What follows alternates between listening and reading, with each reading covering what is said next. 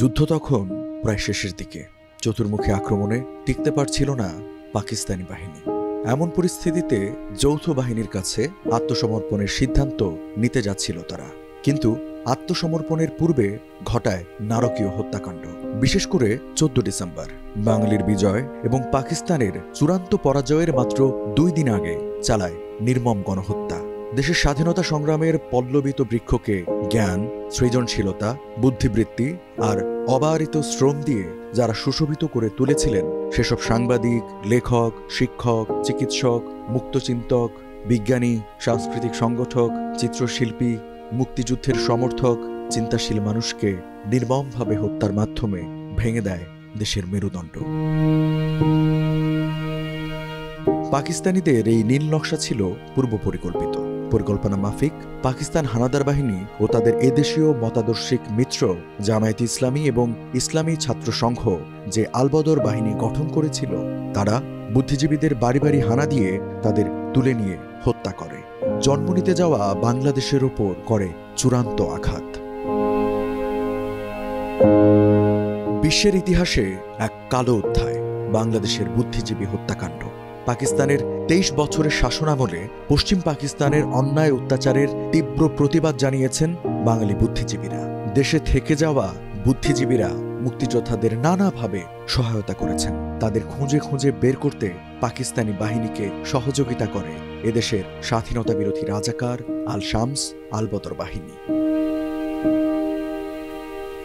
যুদ্ধ শেষ হবার পর রাও ফরমান আলীর একটি ডায়েরি পাওয়া গিয়েছিল, যেখানে ছিল বাংলাদেশের অনেক বুদ্ধিজীবীর নাম।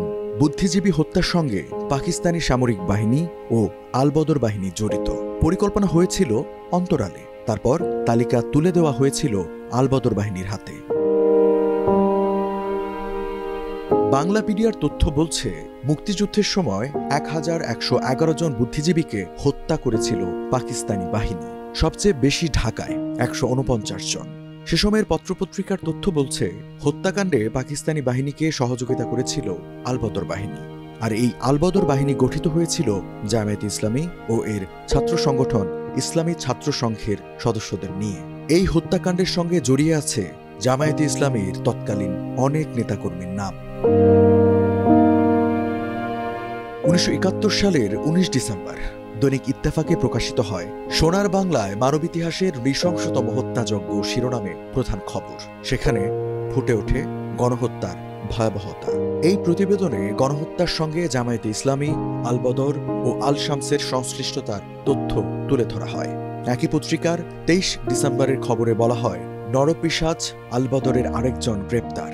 অনেক চাঞ্চল্যকর তথ্য উদ্ঘাটিত, যেখানে গণহত্যার সঙ্গে জড়িত থাকার দায়ে জামায়াতে ইসলামীর ঢাকার নেতা ABM আব্দুল মালিক মজুমদারকে গ্রেপ্তারের কথা উঠে আসে।